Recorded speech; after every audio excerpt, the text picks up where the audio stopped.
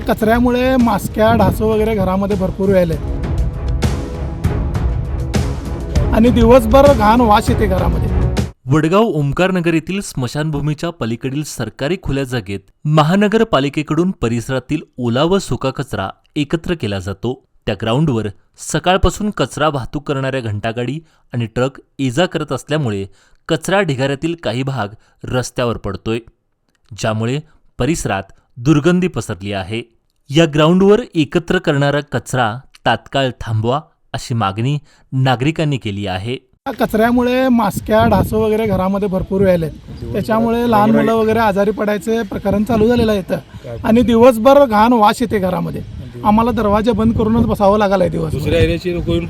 आणि ह्या गोष्टीमुळे बाहेरची जवळपास आउट ऑफ वडगाव मधली पण येऊन इथं टाकून द्यायलेत कचरा, त्याच्यामुळे फार आणि जवळपास दिवसभर 15-20 गाड्यांचा त्यांनी डम्पिंग करतात, परत विल्हेवाट करून ओला वाळा वेगळा करून जातात, मग जमिनीवर पडलेलं सगळं घाण वास दिवसभर येत राहते।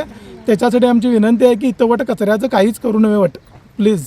तरी पण ते कचरा जरी केलं तर ही जागावर त्या गोष्टीसाठी त्यांनी वापरू नये प्लीज, आणि काही नाही। आमचे सगळ्यांचंच म्हणणं आहे ओमकारनगर ट्रान्सफर करतात त्यावेळी कचऱ्यामुळे आम्हाला फार त्रास होत आहे, ते तुम्ही त्याची काळजी घ्यावी कॉर्पोरेटरनं, अशी माझी विनंती आहे। आम्ही किती वेळा सांगणार, सारखं सांगायला आम्हाला काही वेळ नाही आहे। त्यांनी एकदाच काय तो निर्णय घ्यावा ह्या गोष्टीबद्दल। तिथं हा कचरा टाकायला देऊ नये त्यांना, अशी माझी विनंती आहे। फार दिवसापासून इथं कचरा टाकत आहेत, त्या कचऱ्यामुळे मेन घाणवास आणि आमचे डास किंवा मास्क्या ह्याच्यामुळे सगळ्यांना त्रास होत आहे। आणि कुत्री 25 ते 30 आहेत, रात्रीचं किंवा सकाळचं पोरं इथं खेळायला ग्राउंड नाही आहे आणि पोरं खेळता पोरांना चावले किंवा काय झालं त्याचा जबाबदार कोण आहे? आता कचरा जे डेपोतून इथं आणून टाकतात त्यांना विचारल्यावर त्यांनी गव्हर्नमेंटची जागा आहे म्हणा, उलटं बोलत आहेत। आता कॉर्पोरेटरांना फोन केला होतो, त्यांनी उद्या येऊन भेटतो म्हटलेत।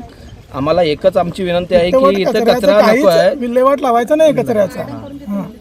या ग्राउंडवर कचरा एकत्रित केल्यामुळे ढास आणि माशांचा उपद्रव वाढला असून रोगराईचा धोका वाढत आहे। तसेच भटक्या कुत्र्यांमुळे हा कचरा परिसरात विखुरला जात असून लहान मुलांपासून वृद्धांपर्यंत नागरिकांच्या सुरक्षेस धोका निर्माण झाला आहे।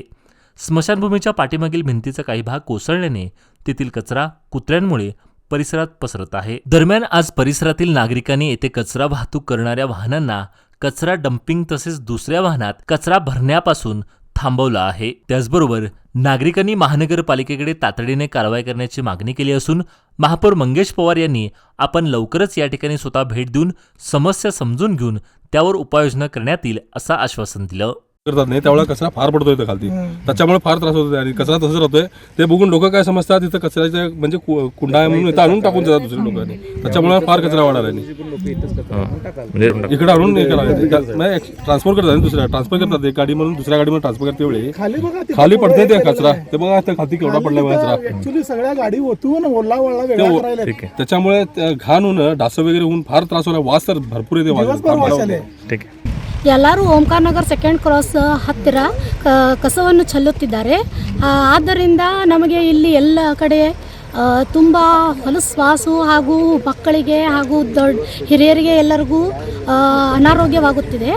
ಹಾಗಾಗಿ ನಾವು ಎಲ್ಲರಿಗೂ ಅಂದರೆ ಕಾರ್ಪೊರೇಟರಿಗೆ ವಿನಂತಿ ಮಾಡಿಕೊಳ್ಳುತ್ತಿದ್ದೇವೆ, ನಮ್ಮ ಕಡೆ ಇಲ್ಲೆಲ್ಲ ಕಸವನ್ನು ಚೆಲ್ಲಬಾರದಂತ ಹಾಗೂ ಇತ್ಲಾಗೆ ಅಂದರೆ ಎಲ್ಲ ಕಡೆ ಏರಿಯಾದಿಂದ ನಮ್ಮ ಕಡೆನೇ ಬಂದು ಅವರೆಲ್ಲ ಕಸವನ್ನು ಚೆಲ್ಲುತ್ತಿದ್ದಾರೆ।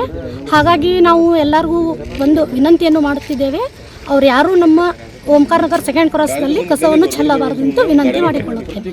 यावेळी या भागातील अनेक महिला आणि नागरिक मोठ्या संख्येने उपस्थित होते।